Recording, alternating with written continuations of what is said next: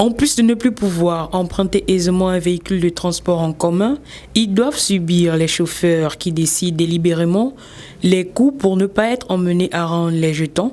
Certains chauffeurs de taxi et autres clandos augmentent subtilement le prix du trajet pour éviter d'être justement confrontés au remboursement des pièces de monnaie une fois à destination. Il faut prévoir puisqu'il faut éviter le banditisme.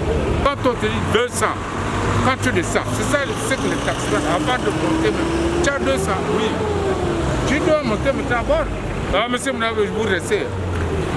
Même s'il y a la pluie, vous allez vous mouiller là.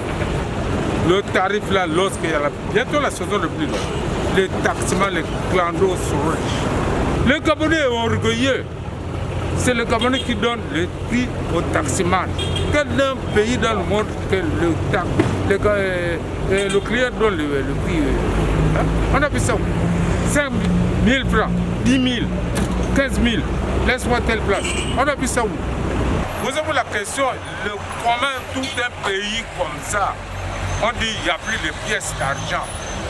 On trafique les pièces d'argent. On va à la station, on met 2 000 francs, des pièces de 100 francs, on te donne 12 000 francs. C'est un secret.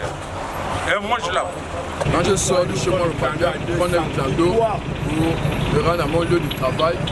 Je propose au clandement que j'ai 500, il faut comprendre qu'il n'a pas de pièces. Donc du coup, je me sens mal parce que je me demande que tous ceux qui travaillent en longueur de journée, toute la journée, où vont ces pièces-là.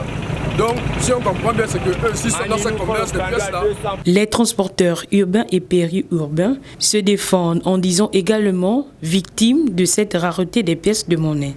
À les en croire, cette situation qui perdure entraîne le ralentissement de leur activité. On a beaucoup de difficultés avec les clients à cause des pièces parce qu'il paraît qu'il y a les jeux vidéo amenés par les Chinois qui encaissent les jetons et ils emportent. Du coup, il y a un manque de jetons dans la ville. Et nous, ce problème de jetons, on a toujours ce problème avec les clients, on discute à chaque fois. Avec les stations, ça se passe très bien. De moment, quand on arrive, s'il y a peut-être les jetons, ils nous font les échanges. Oui, ça se passe, on a des bonnes relations avec les stations. Moi, en tant que chauffeur taxi, transporteur en Amodi, le problème des pièces, ça date pas d'aujourd'hui, parce que depuis un certain temps, les pièces ont totalement disparu de la surface. Donc du coup, même nous les transporteurs, on ne sait pas de quel côté ça vient. Parfois tu quittes la maison avec des pièces de 5 000 francs, mais avant 11 h c'est fini. Et pour encore collecter, jusqu'à avoir encore les pièces de 5 000 francs, c'est vraiment compliqué, c'est très compliqué. Donc ils disent que ce sont les Chinois qui prennent les pièces pour aller fabriquer des bijoux chez eux et de tout le reste. Donc généralement, on ne peut pas consommer à la station avec.